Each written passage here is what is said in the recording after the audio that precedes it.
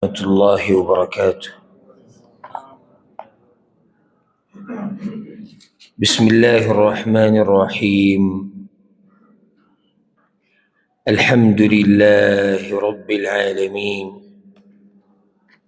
والصلاة والسلام على أشرف الأنبياء والمرسلين نبينا محمد وعلى آله وصحبه أجمعين. أما بعد، دا الله رب العزت په توفیق سره د تفسیر او د ترجمې په دې مبارکو درسونو کې موږ څلورمه سپاره کې د سورة النساء شپږم نمبر آیت پورې خبره کړې وه. په دې اخرني آیتونو کې د یتیم د مال مسله و چې یتیم له مال کله ورکړي، د هغې وضاحت شی، او بل دا چې د یتیم د مال نه څه خوړی شي او که نه، د هغې وضاحت شی. دا اووم آیت چې دی اوس د دې نه د میراث مسلې بیانېږي. ما یو څو خبرې کړې وې چې د جاهلیت په زمانه کې طریقه کار دا و، د جاهلیت په زمانه کې او اوس هم په بعضو پښتنو کې شتې، هغوی به دا خبره کوله چې میراث دا د چا حق دی؟ دا د نارینهو حق دی. هغه چا ته به میراث میلاویږي چې هغه د تورې خاوني او هغه سړی. پای کې بیا ما د اوس ابن ثابت رضی الله عنه واقع ذکر کړی و چې هغه مړ شوی او د هغه ښځه پاتې شوې وه او 3 لوڼه وي، او د ده 2 د تره زامن وو، هغوی دا مال ټول اخیستی و. الله رب العزت ایتونه راولېږل چې د هر چا خپله برخه خپل نصیب دی. داسې نه دی چې دا نارینه دی چې دی به هر څه روایي. ولې دا زنانه د دې څه ضرورت نشته، د دې څه ژوند نه دی. که د مور په شکل کې ده، که هغه خور ده، که هغه لور ده، که هغه نوسۍ ده، د زوی لور ده، د دوی هم حق دی. نو رب العزت یو په دې خبره باندې رد وکړو. بیا الله رب العزت تفصیل هم بیان کړو چې چاله به څومره ورکوي او څومره به نه ورکوي. هغه ټول تفصیل الله رب العزت ذکر کړو. او اسلام د جاهلیت په دغه رواج او سوچ او فکر باندې رد وکړو چې دا غلطه خبره ده. هغوی کې به صرف مال سړو واخیستو، جیداد میراث چې د هر څه په شکل کې به کاوه، مال و جیداد به بل څه، یا به هغوی داسې چل کوي. یو بله طریقه پکې هم وه، وصیت به وکړو، یاره که زه مړ شم نو زما دا مال او زما دا جیداد دا به د قبیلې او د خاندان چې کوم پلانې مشر د هغه له به یې ورکړي. دا هم د جاهلیت والو یو طریقه وه. یا به یې داسې ووي چې د چا سره یې ملګرتیا ده. نو د شریعت د اسلام په اوله کې په میراث کې یو مسله دا وه چې چا به د یو بل سره د ملګرتیا قسم خوړلی و چې موږ به د یو بل ملګري یو، نو دوی به هم د یو بل نه میراث اخیستو. دا د اسلام په اوله کې وه. بیا الله رب العزت دا مسله منسوخ کړه. هم دې سورة النساء کې به راشي. دغه شان چې کله به هجرت وشو که نه، مهاجرین لاړو مدینې ته، نو د هجرت په بنا باندې به هم میراث کې برخه میلاوېده. چېرې دا پلانې د پلاني رور دی. بیا رب العزت دا مسله هم منسوخ کړه چې نه، هجرت اوس دا یو صحیح ده که څوک د یعنې په دې بنیاد مال کې څه برخه ورکوي چې ملګری مې دی. سړي وصیت وکړو چې دا پلانې زما ملګری و، زما یې ډېر قدر کړی دی، ما سره ډېرې منډې وهلي دي، نو که تاسو زه مړ شوم او تاسو دا میراث تقسیمو نو دله پکې هم لږ څه ورکوئ. دا شتي، په دې الله اجر ورکوي. دا مسله اوس هم پاتې ده. خو مسله دا چې لازم به دې ته برخه میلاویږي او هغه برخه به هم ټاکلی شوي، نو دا مسله الله رب العزت منسوخ کړې ده. په اوله کې وه، بیا دا مسله منسوخ شو. اعوذ بالله من الشیطان الرجیم بسم الله الرحمن الرحيم للرجال نصيب مما ترك الوالدان والأقربون. د پاره د سړو برخه د داغه مال نه چې پرېښی مور او پلار او خپلوانو. وللنساء نصيب مما ترك الوالدان والأقربون. او د زنانو د پاره برخه د داغه مال نه چې پرېښی مور او پلار او خپلوانو. مما قل منه او كثر، داغه مال نه چې لګي یا داغې نه، داغه مال نه چې لګي داغې نه یا ډېري. نصیبا مفروضا، حصه ده یا برخه ده مقرر کړی شوي. رد جاهلیت په رسم و رواج باندې او زمونږ د بعضو پښتنو په سوچ و فکر باندې الله وی للرجال نصیب، د سړي خپله برخه ده د کم مال نه؟ مما ترک الوالدان والاقربون، هغه مال نه چې مور پلار پرېښودی دی یا خپلوان. خپلوان چې وي لازم نه ده چې دي تا ته به د مور پلار په میراث کې برخه میلاوي، کله د زوی په میراث کې برخه میلاو شي، کله د رور په میراث کې برخه میلاو شي، کله د خور په میراث کې برخه میلاو شي، کله د نیکه په میراث کې برخه میلاو شي. نو خپلوانو کې دا خلک راغلي. بیا الله وی وللنساء نصیب، او د زنانو هم برخه ده. دا اوس هغه جاهلیت په رسم و رواج رد. وللنساء نصیب، و دا زنانه که خور ده، که مور ده، که لور ده، که نیا ده، په بعضو حالاتو کې نورې رشتې هم کیدی شي، نو دوی ته به پکې برخه میلاویږي. نصیب برخه یې ده. اوس دا برخه د څه په بنیاد دوی ته میلاویږي؟ نو دا د خپلولۍ په بنیاد میلاویږي که د نسب په بنیاد، د نکاح په بنیاد، د نکاح په بنیاد هم برخه میلاویږي. لکه یو ښځه د خاوند د وینې رشته خو سره نشته که نسب خو نه دی، نو بیا ولې دې ته برخه میلاویږي؟ وجه څه ده؟ نکاح ده. یو وجه خو شتي معقوله، خو اوس دا وجه چې ښځې ته برخه نه میلاویږي ځکه چې دا توره نه استعمالوي، ځکه چې دا سورلي نه کوي، ځکه چې دا د سړو په شان نه ده. دا ټولې خبرې د فطرت مخالف دي. ګوره ښه، یعنې عقل هم دا خبره نه مني، خو دا خبره د فطرت موافق ده چې دی لور ده، نو ځکه ورته برخه میلاویږي. دا خبره څنګه؟ یعنې فطرت او عقل مني. ښه دې پلاني له تاسو ولې برخه ورکړه؟ ځکه چې دا د دې مړي لور ده. دې ته ولې برخه میلاو شوه؟ دې پلاني ته دی خور ده.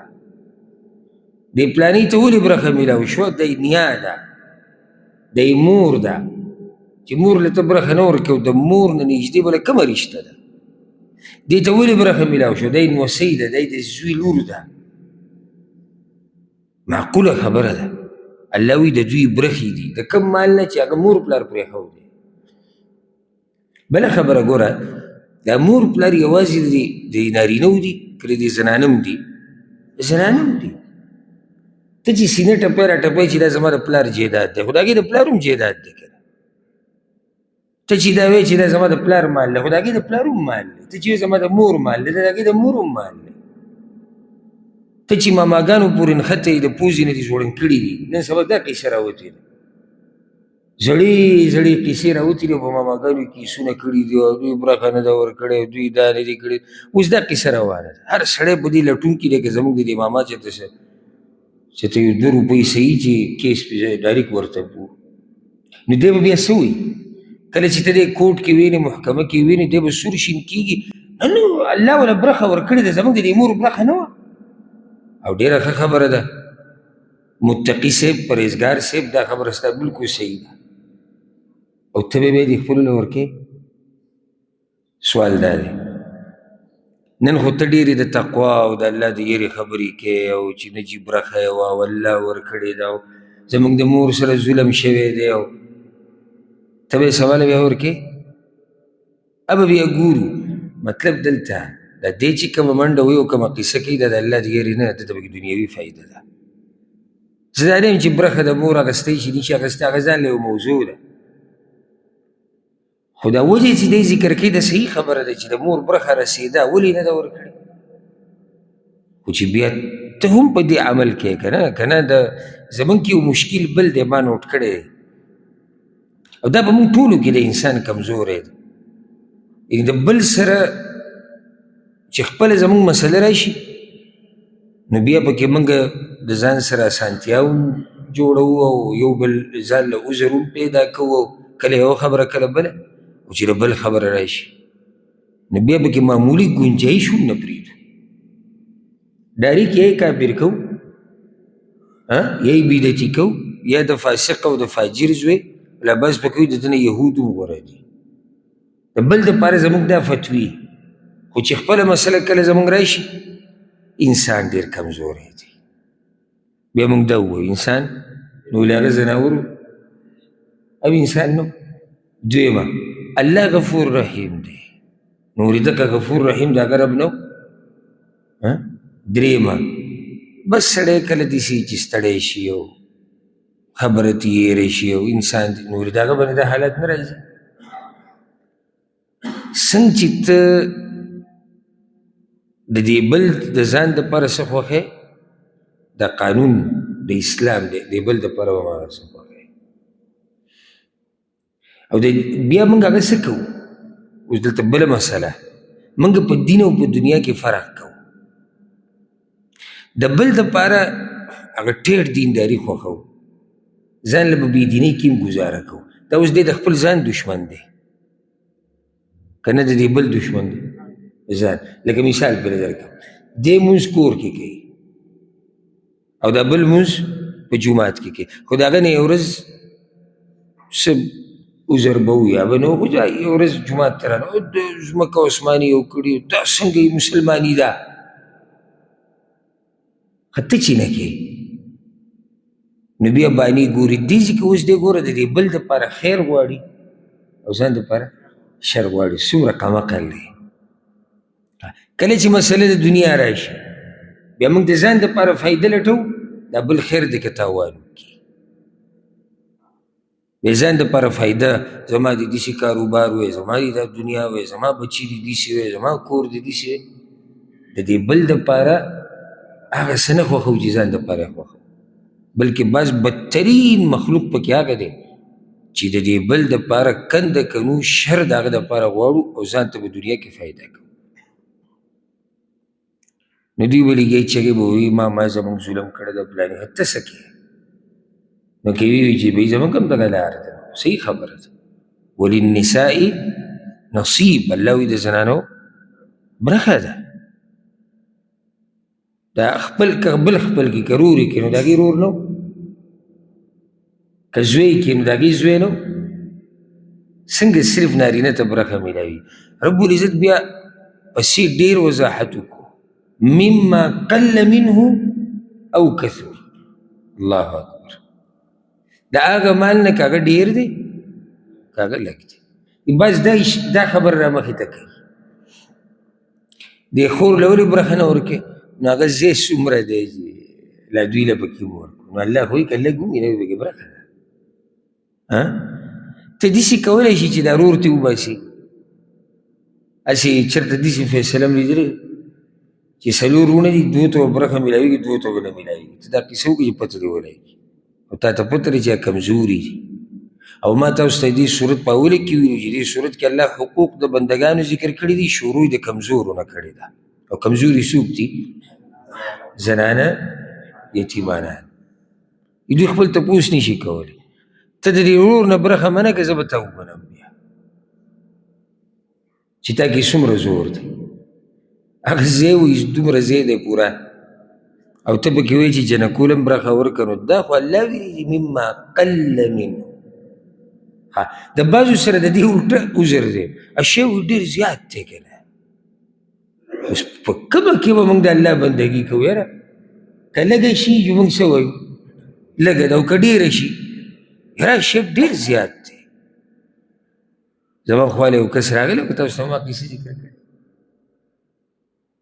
سهار مانځه نه بعد یې زه ودرولم چې دا زموږ ډېرې خویندې وو پکې برخه وي دا ما بروز درس واوري ما برخه خو به ورکې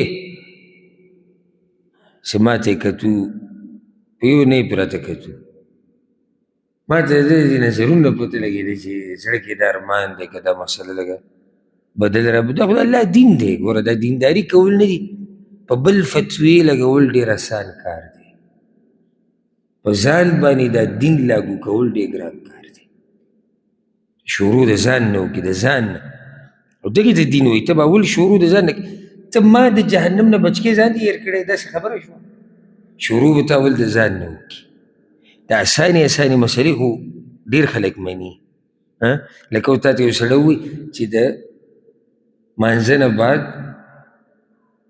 سورة الاخلاص سورة الفلق سورة الناس دا به وایي فرض مانځه نه بعد او دی ناست دی یاره که دوه پیرې ووایو که درې ووایو لکه غواړي چې که ډېر دین وشي دا عبادت اسان دی ښه خور له به برخه ورکې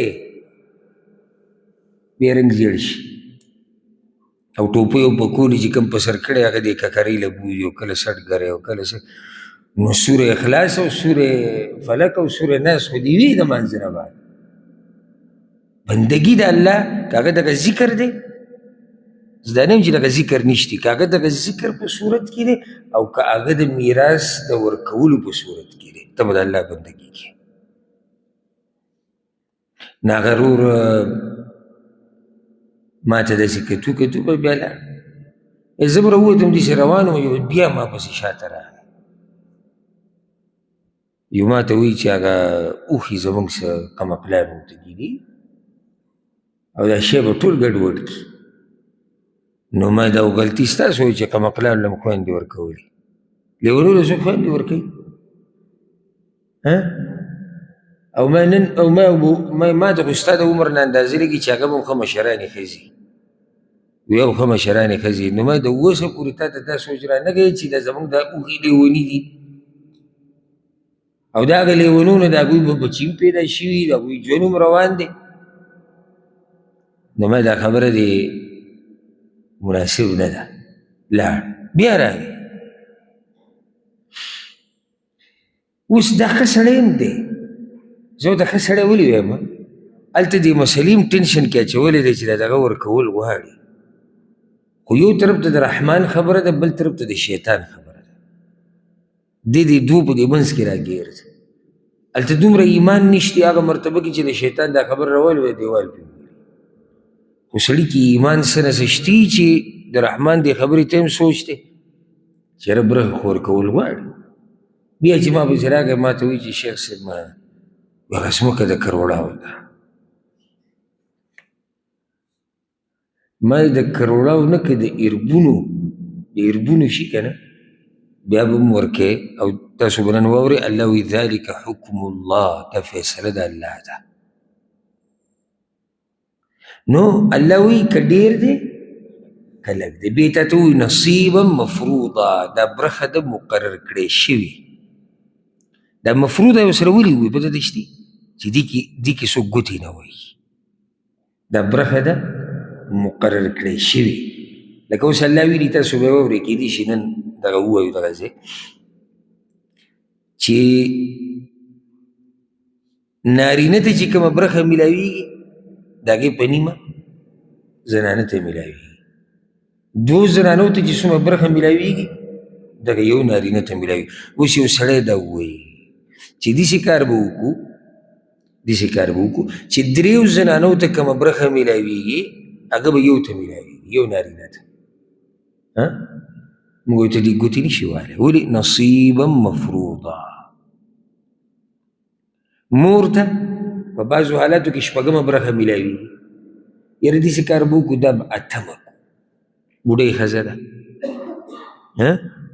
او د هغې دومره پیسو ته څه ضرورت دی مال ته او کور کې ناسته ده بس پکې لا دا وایي خرچه پې موږ کوو د وینې موینې خو هر څه موږ کوو نو دا به ولې د دې شپږمې نه دا حصه راکوزه کړو اتمې ته الله وایي نصیبا مفروضا. دا یو ورور یاره زمونږ ښه نه دی، دا څه بد اخلاقه او بدتمیزه دی او ده دام کړي دي او ده دام کړي، د ده دا برخه به پکې د نور وروڼو نه لږ راکمه کړو نشي. ښه د دې مشر دا برخه به زیاته کړو ځکه چې مشر ورور دی نشي. نصیبا مفروضا. رب العزت ته دې ښایسته دین نظار شو، جګړه ختمه کړې ده. هسې سوچ کوه که الله موږ له ګنجایش را کړی وی او موږ ته ویلی وی چې تاسو پکې ګوتې وهلی شئ، څه مو خیال دی څومره جاښه به وه، څومره جاښه. یو به وي نه نه نه نه ته یې مه زیاتوه، بل به ورته وي چې نه زیاته یې که، بل به ورته وي لږه یې را کمه که، بل وي زه یې درسره منم نه. چې هغه مقرره کړی شوو برخو کې زموږ دا حال دی نو چې ګنجایش پکې د ګوتو وهلو وی نو چې بیا به ګورئ زموږ څه حال. اوس د دې نه بعد الله رب العزت بل یو ادب ښیي، وَإِذَا حَضَرَ الْقِسْمَةَ أُولُو الْقُرْبَى، او کله چې حاضر شي تقسیم د میراث د خپلوان، والیتاما او یتیمانان، والمساکین او غریبانان، فارزقوهم من، نو خوراک ورکئ دوی ته د هغې نه، وقولوا لهم قولا معروفا، او وایئ دوی ته وینا نیکه. دا بل ادب دی ها، او دا وم حکم دی دی صورت کم احکام چې بیانېږي دا به کې وم دی. څه ښایسته دین دی. نږدې ورځو کې ما دا خبره ذکر کولو پته چې کم درس کې مونږ لګیا وو چې دا اخلاق او دا خوی دا اوچت کردار اوچته معامله د اسلام نه راو تاسو بل ځای کې نشئ را پیدا کولی.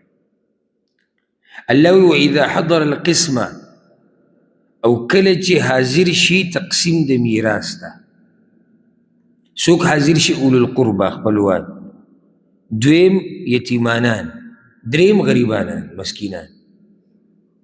داسې کېږي چې کله خلک خبر شي چې یاره د پلانو هغه میراث تقسیمیږي، خصوصا بیا چې میراث ډیر دی نو خپلوان هم حاضري وکړي، یتیمانان هم رالو غریبانان هم رالو. واضحه ده چې دوی په سر نیت راغلي دي چې موږ ته به کیسه میلاو شي. زه بار بار دې ملګرو ته هم زه د هوښیارانو کار کوئ، هره خبره څوک په ژبه نه وي، کله دا مخامخ سړی دا حال یې تا ته څه وایي نو هوښیار سړی په حال پوه شي. زه به مثال د چا ورکوم، اکثر دا لارو کوڅو کې چې دا بنګالیان د صفایي نه کوي، دوی به سړي سلام واچوي، اشاره پکې څه دی څه راکړه غریبي ده. دا نه چې ته او یاره یو دس د ده سلامونو تنګ کړو د دغه کړو د داسې کړو، نه دې کې څه دي. ته لږی خوراک کې ته لږی خوراک کې یو ځای کې او یو کس لرې ولاړ له تا ته ګوري چې کله ستا نظر پرې وځي هغه داسې مسکۍ مسکۍ شي، ویل الله موږ له عقل نه یې راکړی. ورته ووایه راځه دی چې را ولاړ دی او ځي نه او تا ته وګوري مسکۍ شي، خو ضرورت یې دی. ها تا څادر را اچولی دی په ځان باندې د ژمي موسم دی ښه ګرم، یو کس ستا مخې ته ولاړ دی او چې کله ته ورته وګورې صحیح به د بدن داسې نشته، صرف خپله نرۍ کپړه ده، خو چې ته ورته کله وګورې یو کله وي کله وي یاره یخ ډېر نه دی، کله څه کوي نو پوه شه نو ستا ته څه ووایي. موږ وایو چې نه چې څو پورې دا لاس ماته داسې نه نیولی که نه. ښه یو کس راغی ستا خواله، یو پیر نه دوه پیرې نه درې پیرې او چې راشي تا ته باز شروع کړي بس کسانو هم تنګ کړی مقر ځای ده. بل اوس راغلي وو یاره دروازې له راغلي وو کور ته راغلي، نو خو په دې خبرو کې ته سوچ وکړه که نه، که ته ورسره څه مرسته کولی شي ورسره وکړه مرسته. تقسیم د میراث ته چې غریبانان را جمع شوي دي نو دوی د دغه خلکو د ګنو کتول راغلي دي. یاره زموږ دا پلانې یاد شوی دی، نو چې پلانې یاد شوی دی نو په بله ورځ ولې نه راتلو چې تقسیم د میراث ته رالو. یتیمانان راغلي دي ناست دي حجره کې، نو ستاسو څه خیال دی چې لکه ته ورته ډېر یاد شوی وي، ستا لیدو له راغلي دي په دې ورځ ټول لا جوړ شوي، ده نه پکې اشاره پرته ده چې الله په تاسو دومره لوی رحم کړی، څه ته موږ له به راکوي. یتیم دی څوک یې نشته. خپلوان راغلي دي، خپلوان راغلي دي چې دې ورځې ته راغلي دي، خو الله وایي نو تاسو هم بیا وګورئ که نه چې دوی څه ته راغلي دي. څومره ښایسته دین دی، څومره ښایسته، څومره د اوچتو اخلاقو دین دی، اوچت کردار، اوچت خوی. نو الله وایي که چېرته دوی رالو فرزقوهم من، د دغې مال نه دوی له هم څه رزق ورکوي. کوم مال نه؟ دا کوم چې تقسیمیږي د دې نه وله څه ورکوي. دا امر د وجوب دپاره نه دی، استحباب دپاره دی. لازم نه چې څه ورکوي، خو غوره طریقه دا ده چې څه وله ورکوي. دا غوره طریقه ده. ښه څه وله ورکه، وقولوا لهم قولا معروفا، او خبره ورته وکړه خبره څه مزیداره، د اخلاقو په دایره کې ورته خبره وکړه. ګډې وډې ورته مه وایه، که څه ورته وایې څه عذر ورته پیش کړې نو هغه عذر په طریقه. لکه اوس داسې مثال بله درکړه، مال تقسیمیږي او هغه کوم چې وارثان دي هغه واړه دي. وارثان څه دي؟ واړه دي، ماشومانان دي، او خلک را جمع شوي دي، غریبانان ناست. دې غریبانانو ته ته اوس عذر پیش کړي چې یاره څه دله نشو درکولی. ولې څه نشو درکولی؟ نه، هغه وارثان واړه دي. الله وایي که دا خبره ورته کوې په طریقه ورته وکړه. او زوی بل څه کار هم نشته، ته راغلي ناست یې، زموږ څه دي دغه لږ ځای دی هغې ته هم تاسو چې دی راغلي یې، زموږ ځان له سر ته نه رسي نه پوره کړي. نه الله وایي که خبره ورته کویم که نه نو خبره به ورته په طریقه وکړي.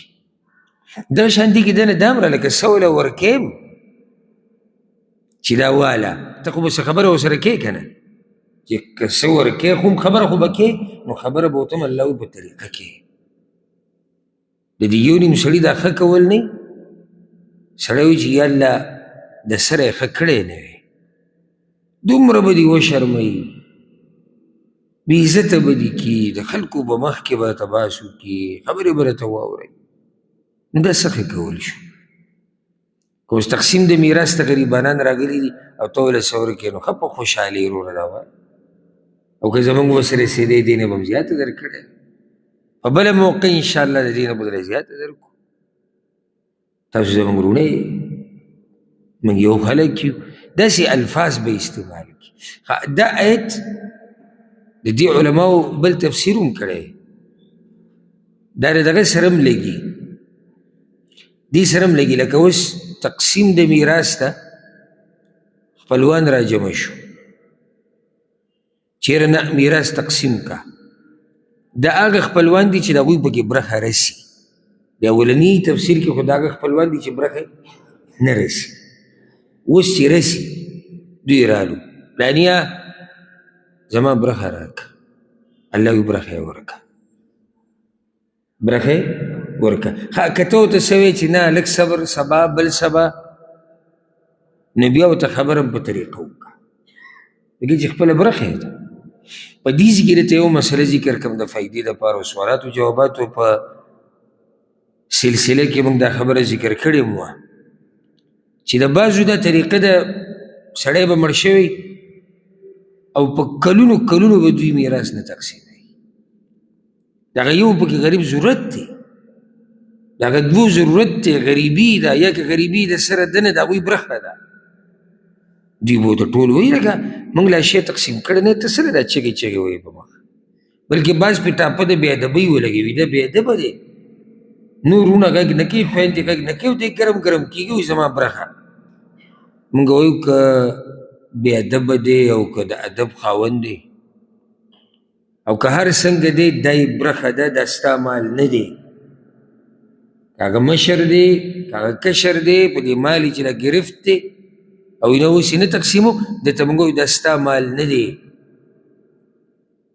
دا د څه طریقه دې راویستې ده چې نه اوس لږ صبر وکړه اوس لږ صبر وکړه د هغه واده شوی دی یا واده ځان له کول غواړي بچي دي د هغوی ضرورتونه دي د هغه خپل ضرورتونه دي قرضې پې دي مسلې دي ورته ته ورته نه لږ صبر وکړه یاره نه په کومه ورځ چې سړی مړ شو چې څنګه د ده نه ساه ووته او دی مړ شو نو وارث د دې مال حقدار شو کم مال چې هغه ته میلاوېدو والا دی لالا دا خبره کوي کاکا دا خبره کوي سپین دادا دا خبره کوي تور دادا دا خبره کوي دا د هغوی خبرې دي شریعت دې خبرې له اعتبار نه ورکوي او نه به دا وایي چې دا بې ادبه دی او دا بدتمیزه دی هېڅ بې ادبه او بدتمیزه نه دی دا د هغه حق دی هغه غواړي چې د دې نه څه فایده والي تا رور هر شی بند کړی دی بیا به وروسته ورسره ګورو ما لیدلي دي بعض چې میراثونه هله تقسیم کړي دي چې په خپله دوی بوډاګان شوي دي او د نوسو نیکونه دي جوړ شوي دي بیا یې رالګېدلي میراث یې تقسیم کړی دی اوس څه فایده شوه ژوند ټول په سختو کې تیر شو او چې کله یې میراث تقسیم کړو هغه ډایرکټ د ده زامنو ته میلاو شو څنګه ځکه چې یو څو ورځې بعد دی د دنیا نه لاړ نو دا طریقه چې دا څه ده غلطه ده هغه که داسې ورته وایي چې سبا یا بل سبا یا دې بل هفته کې کینو یو ترتیب جوړو نو الله وایي خبره به ورته بیا څنګه کې خبره به ورته په طریقه کې اوس بله مسله الله رب العزت بیانوي الله اکبر دا ډېره ناشنا مسله الله بیانوي او دا اتم حکم دی په دې صورت کې هغه ده زه اول تاسو به د آیت په حکم بیا به ترجمه ووایو تاسو به یې واورئ الله وایي دا کوم خلک چې لګیا دي د یتیمانانو مال خوري یتیمانانو سره ظلم کوي دوی د الله نه ویریږي الله وایي که چېرته د دوی دا بچي پاتې شي او دوی مړه شي نو دوی دا خوښوي چې څوک د دې وړو سره ظلم وکړي څنګه ناشنا نصیحت دی ای پلانیه دا د یتیم مال چې خوري او د یتیم سره ظلم کوي ځکه چې ماشوم دی ځکه چې تپوس نشي کولی دا ستا دا واړه واړه بچي دي او ته مړ شوې ته دا خوښوې چې څوک د دوی مال وخوري وایي نه جي زه خو نه خوښوم ته دا خوښوې چې څوک دوی سره ظلم وکړي وایي نه جي ته دا خوښوې چې څوک د دوی حق وخوري نه جي نو د دې بل لا څنګه خوري دې کې شریعت موږ ته یو دا خبره مو خو وګوره چې د پردي بچي ته د خپل بچي په نظر وګوره او که موږ داسې وکړه که نه زموږ معاشره کې به ډېرې مسلې حل شي ډېرې به څنګه حل شي اوس ګوره سوچ کوه یو کس دی هغه نشه خرڅوي یا که خرڅوي یې نه خو نشه ورکوي یو ځوان له یو کشر له د نه سوال دا پکار دی ته دا خوښوې چې ستا کشر دې دا نشې کوي وایي نه زه یې نه خوښوم بل مسلمان دی کشر له ولې نشه ورکوي او درته ووایم منځ کې څه چې کریا بریبې ته چې د نورو نسلونه تباه کوې که نه نو د خپلو کې به هم ډېر عجایبات وینې ستا څه خیال دی چې ته به د نورو کشران تباه کوې د هغوی حقونه به خورې د هغوی سره به ظلم کوې ته به داسې پاتې شي یا دغه فحاش خلک چې دي والعیاذ بالله یو ماشوم سره یو کشر سره چې هغه پردی دی د هغه سره فحاشي کوي ته د خپل دپاره وایې خوښوې نه نه نه اوس سور به شي او شین به شي الله دې نه کړي دا ته څه ګډوډي وي او داسې کې به داسې وکړم او دغه به وکړم مګر میږه دومره ورېدلې بل دا د چا ماشوم نه دی دا د چا کشر نه دی دا شان د خور لور مسله واله ته چې دی وایي ته چې د یو زنانه سره غلطې رابطې جوړې د خپل خور لور دپاره غواړې د رسول صلی الله علیه وسلم خواله هغه ځوان هلک راغلی وه قیسه به تاسو ته یاد وي یا رسول الله زنا کو هغه وغوښتو په طریقه او داسې استاذ د ځمکې دې مخ نه دی لیدلی بیا. طریقه د دین د بیانولو دا هم پکار ده. زمونږ دا خو بعض به ویني نو د مرۍ نه سړی نیسي، د مرۍ نه چې کم دغه شروع کي که نه دین دا نصیحت دی بل ته، نو ته به وایي چې دغه دی جو بس د مرۍ نه یې ونیو. دین نصیحت او بیان دا هم حکمت غواړي، طریقه غواړي. رسول صلی الله علیه وسلم ته خو راشي کښېنه ځان سره، دا لاس یې وله په سینه کېښو، د خپلې مور دپاره غواړي، وایي نه لور نه، ترور نه، خور نه. نو وایي دغه هم د چا لور ده، خور ده، ترور ده، مور ده. هغوی زما دې په الله قسمي چې زه د رسول صلی الله علیه وسلم خوا ته راتلم، زما اراده د زینا وه، واپس چې تلم که د ځمکې په دې مخ زما یو کار بدي شو نو هغه زینا وه. کله به طریقه خبره وشي په حکمت. دغه حدیث کې هم دا مسله ذکر شوې ده چې دا خور لور چې د چا ده او ته یې تنګې او ته هغه بې عزته کوې، یا ته د هغې هغه حیا او عزت تار تار کوې په بیټکونو کې او په مجلسونو کې او تور او بهتان پې لګې، نو ستا دا چې دي د دوی دپاره دا خوښې؟ نه نه، د هغوی دپاره خو یې نه خوښ. نو بل دې سره به احسان کړي. نو د عید کې یو مسله دا ده، ودې یېرېږي هغه خلک چې ظلم کوي د یتیمانانو سره او د کمزورو سره، که چېرته د دوی دا بچي پاتې شي نو دوی خو پې یېرېږي. الله وایي دې کې یو بله مسله هم دننه راځي، بعض مفسرین پکې بله مسله ذکر کوي. لکه اوس یو سړی د وصیت کوي، وصیت هر مسلمان له پکار چې ورسره پروت وي. یو کس ورته ووایي وایي داسې کار وکړه د پلاني زوی له پکې برخه مه ورکوه. اکثري داسې دوستان او یاران د انسان وي چې د تباهۍ په لار سړی روان وي، ولیکه چې د ده پکې برخه نشته. دا وصیت جایز دی که نه دی جایز؟ نه دی جایز. خو دی ورته ویې که وکړه دا وصیت وکړه او ده چې پلاني وروسته ته دا وي او ده چې تا سره داسې کړي، الله دغه کس ته وایي دا چې رالېږي او په دې بل باندې د ظلم وصیت لیکي چې که ستا دا بچي شاته پاتې شي نو ته د هغوی دپاره دا وصیت او دا ظلم او دا زیاتی غواړې؟ د هغوی دپاره خو یې نه غواړې که. نو چې د هغوی دپاره یې نه غواړې نو بیا ته څنګه دا خبره کوې؟ دی بل ته څنګه وایي چې دا وصیت ولیکه او داسې وکړه او دغه وکړه. بعض شیطانان وي انسانانو کې، پلار او زوی روغ نه پرېږدي، چې کله میلاو شي د دې پلار سره که نه او د هغه سره د هغه زوی د شیطاني په طریقه کوي، نو دوا سلام به ورسره وکړي، بیا د هغه دا زوی به روان شي لاړ به شي، دی ورته وایي پلار یې وایي دا زما زوی و. بهرحال لکه نه وه په کار دله بلوزي چې تا ته دا خبره وکړه، بلوزي چې داسې وکړو، بلوزي چې داسې وکړو، نو هغه پلار ته په زړه کې د دې بچي خلاف خبرې ور واچولې. بیا چې د زوی سره میلاو شي، نه خیر ستا هم حق دی، ستا هم حق دی، داسې خو نه ده که نه، صحیح د هغه پلار دی، ولې ته یې زوی نه او دې پلاني ته وګوره خپل زامنو له څه څه ورکړي دي، څنګه ورسره کښېني پاسي.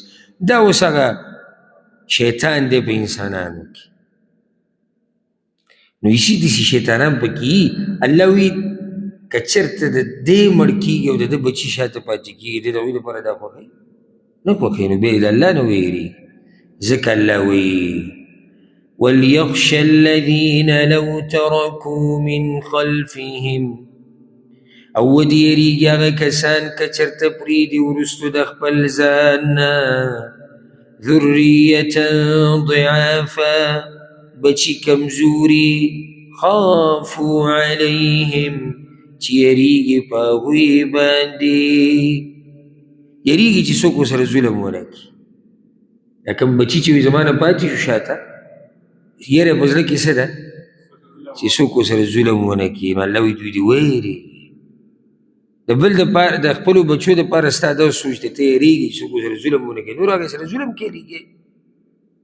فَلْيَتَّقُوا اللَّهَ، نو ودې یریږي د الله نه وليقولوا قولا سديدا او وی دی وینا د حق سره برابره که خبره کې نو خبره څنګه وکړه حق سره برابره خبرو کې زیاتی مه کوه إن الذين يأكلون أموال اليتامى ظلما یقینا کسان چې خوري مالونه د یتیمانانو په ظلم سره قید یې ولې ولګو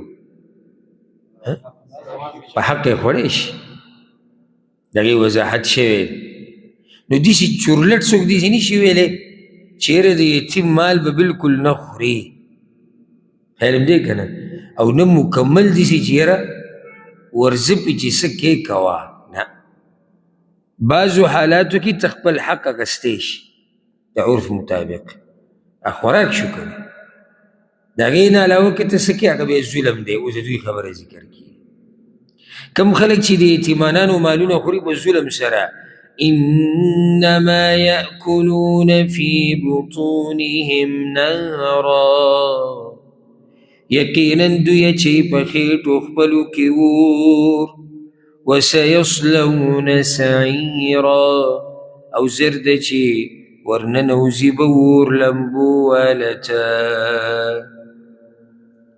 انما يأكلون دی خوري نو مال سو خوري ریالونه چې چا خوړي دی وځي خوري روپۍ ډالر په دې باندې د هغه څه اخلي چې هغه د خېټې ته ځي بله مسله دا ده چې اکثر چې سړی مال یا څه ګټي نو په هغې باندې ځان له رزق اخلي نو ځکه خلک وایي مال یې وخوړو دا په پښتو کې مې استعمالېږي دا تعبیر خیال مې دی که نه دی او ټول مال یې وخوړو نو غټه مسله چې دی د مال هغه دا خېټه ده دا کم تګ ودو کې چې موږ وایو زموږ چې دا ګټه منډه ده نو موږ پکې اولنۍ مسله څه حل کوو خېټه که نه اولنۍ مسله کور دی تاسو د څوک داسې لیدلی دی چې د لوږې نه مري او ځان له کور جوړوي چې له کوره هم دی اوبو سره به بیا ګورو اوبو مسله اسانه ده او ډوډۍ سره به هم بیا ګورو نه د دې نه بغیر کار نه کېږي مري نو اولنې کمې چې دی پوره کوي هغه به کمې د صحیح د خوراک او څښاک نو ځکه دا تعبیر کېږي مال یې وخوړو نو ځکه الله دلته دقه شان ویلي ان الذین یأکلون اموال الیتامه کم خلک چې خوري مالونه د یتیمانانو دوی خپلو خېټو ته اور د جهنم وراچوي خېټو ته چې د چا اور وراچولی بارک الله فیک دغه خوراک دغه مال چې د خېټې ته ور واچو دا سبب دی د جهنم د تلو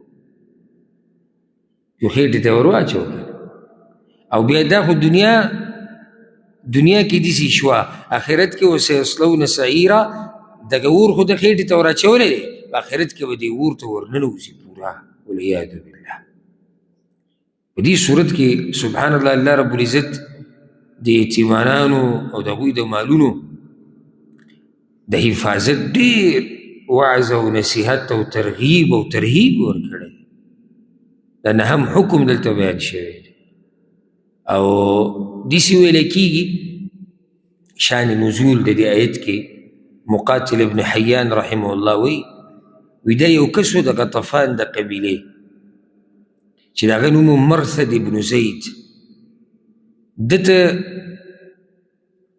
د ده ورور مړ شوی او د دې ورور یو زوی او یتیم او دی د هغه سرپرست و نو هغه څومره مال چې د دې یتیم و هغه ټول ده خوړلی و نو رب العزت دا آیت راولیږو نو د صورت په اوله کې ګوره ډېر نصیحتونه وشو په باره د یتیمانانو کې یو دا وشو چې د یتیم مال به په ناروا طریقې سره نه خوري بله مسله څه ذکر شوه که خوري نو په حقه به خوري او د عرف مطابق درېیمه دا مسله چې د یتیمانانو مبارک د الله نه ویرېږه. ها دا مسله په کوم ذکر شوې وه چې خپل مال به د هغوی د مال سره نه ګډوډ کړې په دې نیت چې د هغوی هغه مال پکې وخوري. دا په کوم ذکر شوې وه چې مال به وله نه ورکوې تر څو چې بالغ شوی او هوښیار شوی دی. دا ټولې مسلې د یتیمانانو ذکر شو. اوس تقسیم د میراث دا لسم حکم دی او موږ سره یو څو منټه پاتې دي، یو څو مسلې به ذکر کړو، بیا به را روان درس ته دا خبره پرېږدو. یوصیکم الله فی اولادکم، وصیت کوي تاسو ته الله په باره د بچو ستاسو کې، للذکر مثل حظ الانثیین، د پاره د سړي په اندازه د برخې د دوو جنکو ده. یوصیکم الله، وصیت کوي تاسو ته الله. دی ګوره په اوله کې ووایي، ولې څنګه چې څوک پکې بیا خبره نه کوي. لکه ته چې دا میراث تقسیمې ولې دې چې تقسیمې یوصیکم الله، بل دا چې الله وصیت کوي تا ته چې داسې به یې تقسیمې. ګوره په دې انسانانو کې چې تا ته څوک وصیت وکړي که نه، انسانانو کې تا ته څوک وصیت وکړي چې ګوره پلانې دا کار به وکړي او دا کس ستا زړه ته نږدې نو بیا ته څه کوې او وصیت به پوره کوې.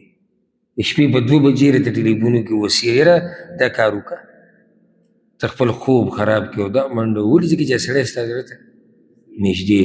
دلته اوس وصیت تا ته ستا رب کړی دی چې ګوره زما تاسو ته دا وصیت دی، وصیت دی فی اولادکم په باره د بچو ستاسو کې.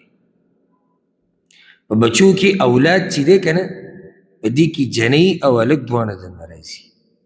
داسې نه دي ویلي چې فی ابنائکم، وصیت دی د الله په باره د زامنو ستاسو کې، نه په باره د اولاد، په باره د بچو ستاسو کې. نه دا ویلي چې فی بناتکم، د لوڼو په باره کې. نو بچی چې کله ویلی شي که نه، موږ چې د یو بل نه تپوس کوو څو بچي دي، نو مراد ته هلکان او جنکۍ دي. بچي مې جي را روان دي او بچي هلته لاړو، بچي دی خوا رالو، نو دلته بیا مراد هلکان او جنکۍ دي.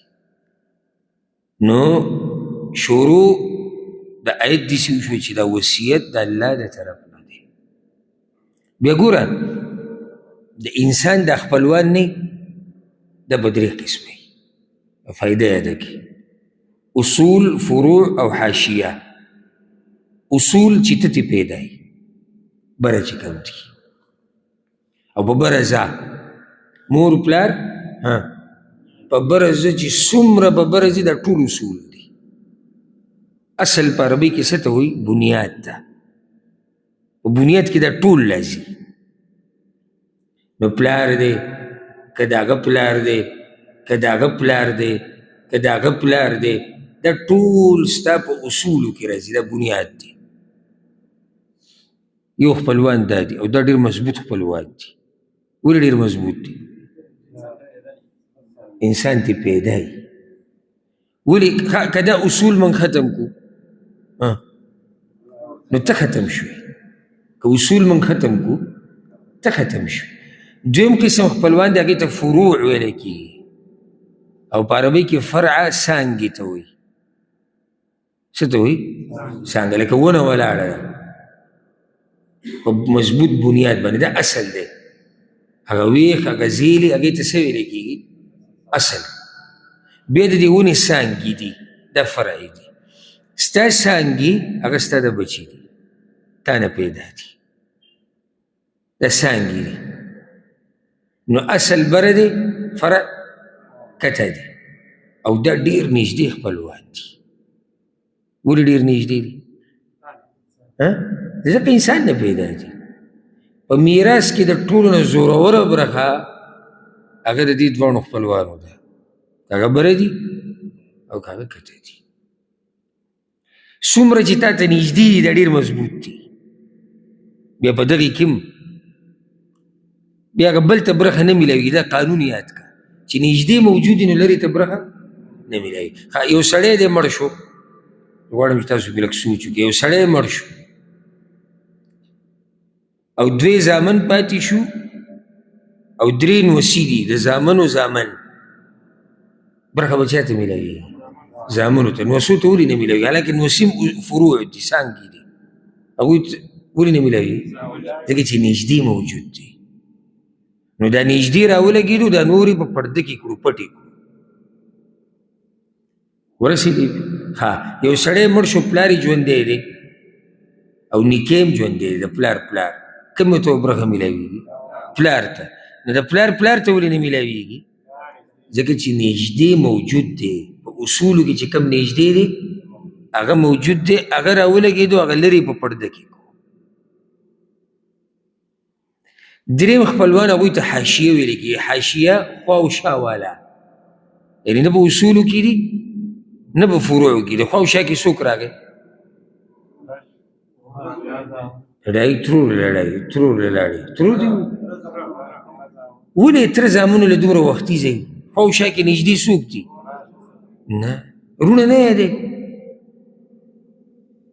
رور حاشیو کې نږدې نه دی. په ټولو خپلوانو کې اصول هم لري که فروع هم لري، که تا ته نږدې څوک دی؟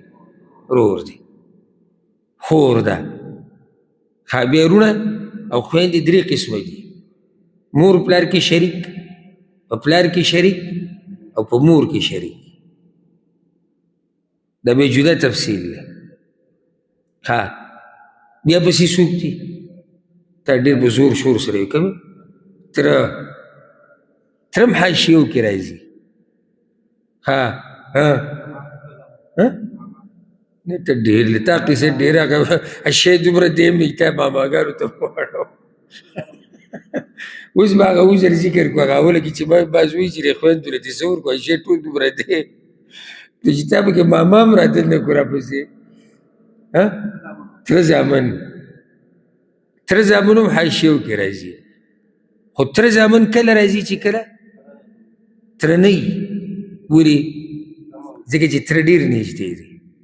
او تره او تره زامنو ته قسم اله اوړي چې کله رونه نه وي.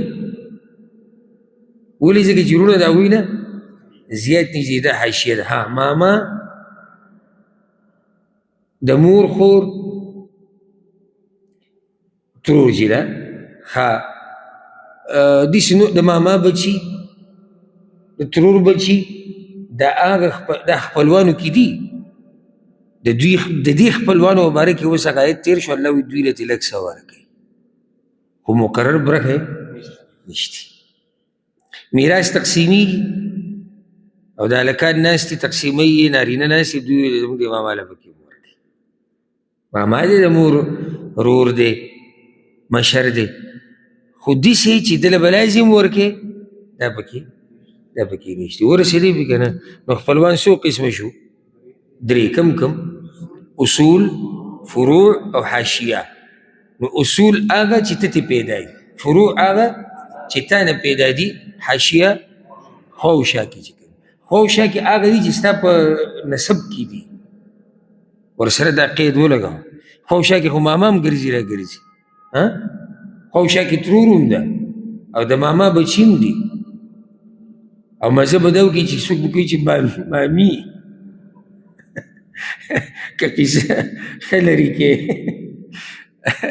هسې دا ستا خبرې پورې کوي. د خوا او شا کې ډېر دي، خو خوا او شا یې مراد کم یو دي؟ نسب کې دي. تا سره نسب کې دي، وینه یوه ده. نو چې وینه یوه ده، دوی ته هم هر وخت نه، هر وخت ګوره تره ته، د تره زوی ته، رور ته برخه نه میلاوي. زه درته یو لنډه قاعده ذکر کوم، هر څه به ته اسان شي. بله، اصول او فروعو کې چې څوک وي نو حاشیو ته څه نه میلاوي. اوس به ورسېدو.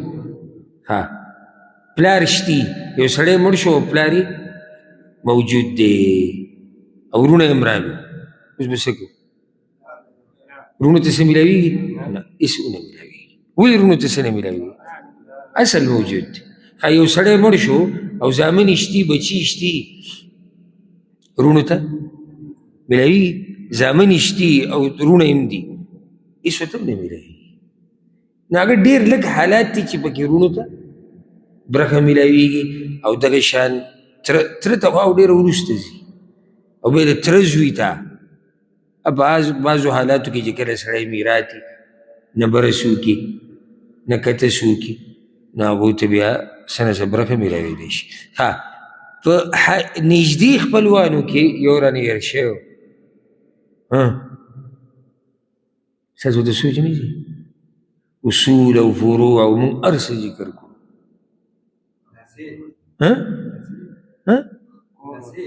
نو څه ښځه دا زموږ نه هېروه ښځې ته هر حال کې برخه میلاوي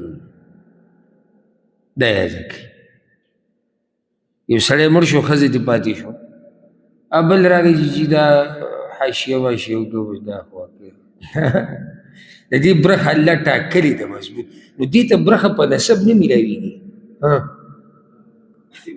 دې ته برخه په نکاح میلاویږي نو بعض خپلوان زموږ د څه د لاسه خپلوان شوي دي د نکاح د لاسه دا څلورم قسم شو دا ګوره ما تاسو ته ډېره په اسانه پښتو کې مې پوه کړې که په دې هم پوه نه شوئ نو بیا به کوشش وکړئ چې بل پرې له بنګالي ژبه کې ووایي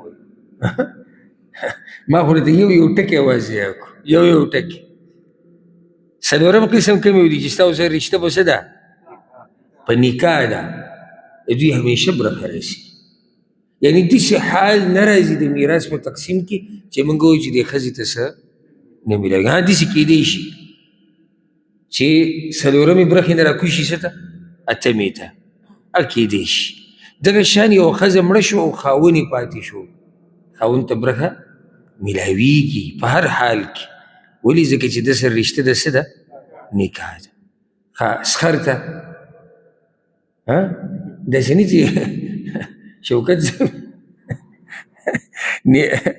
نکاح به د مسله کې ښه خوږ شي او سخر ته او غواښې ته او اوښو ته نه هغوی ته هېڅ هم نه میلاویږي دا قصه لنډه ختمه کړه دا صرف ودرو په چا باندې په ښځه او ښځه دي دا قصه ودرې صرف په چا باندې په خاون باندې دا اوس د پښتو دغه دی سخر به ګرم ګرم کېږي د ښځې سخر ښځه مړه شوه او څه ترې پاتې شو سره ښځه مړه شوه سره ترې پاتې شو چې دې ته مهر کې میلاو شي